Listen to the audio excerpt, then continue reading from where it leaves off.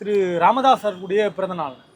அப்புறம் இந்த பிறந்த நாளை பற்றி உங்களுடைய கருத்து, இவரை பற்றின உங்களுடைய பார்வை என்ன, விமர்சனம்? முதல்ல அப்பனும் முள்ளியும் ஒன்றா இருக்கணும். அப்பனும் முள்ளியும் ஒன்றா இல்லாமல் இப்போ பேரனை தூக்கிட்டு வந்து விட்றாரு.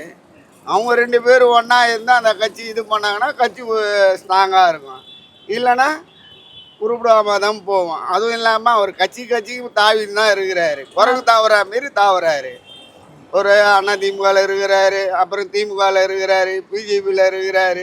அடுத்தது எதனா ஒரு கட்சி ஆரம்பித்தா கூட அவங்க கூட போடுவார் அவர். அவருக்கு ஒரு பிறந்த நாள் ஒரு இதுவா, அவருக்கு பிறந்த நாள்லாம் கொண்டாடினா அந்த அளவுக்கு பண்ணலை அவர். யாருக்காவது பண்ணிடலாம். அவருக்கு பண்ணுறது அந்த காசை மக்களுக்கு ஊனமாட்டுறவங்களுக்கு எத்தனை போய் எதனா சொல்லக்கூட பண்ணலாம். அவர் அந்த அளவுக்கு ஒர்க் இல்லை. ஆனால் அவரை சார்ந்த சமூக மக்கள், வன்னியர் சமூக மக்கள் இன்னும் இருக்கிறாங்க. இன்னும் வெறித்தனமாகவே இருக்கிறாங்க. பாமக கட்சி தான் என்று கையிலலாம் பச்சைலாம் குத்திக்கின்னு வன்னீர் இதெல்லாம் குத்திக்கின்னு இருக்கிறாங்க. ஆனால் அந்த பேரையே கெடுக்கிறாரு அவரு. அதானே இப்போ நானும் வன்னீர் தான், பக்கா வன்னீர். ஆனால் அவர் இதுலேயே இருக்க மாட்டுறாரு, தெளிவில்லாமல் இருக்காரு. ஆமாம், எங்கே பொட்டி தராங்களோ அங்கே மாறின்னு போகிறாரு.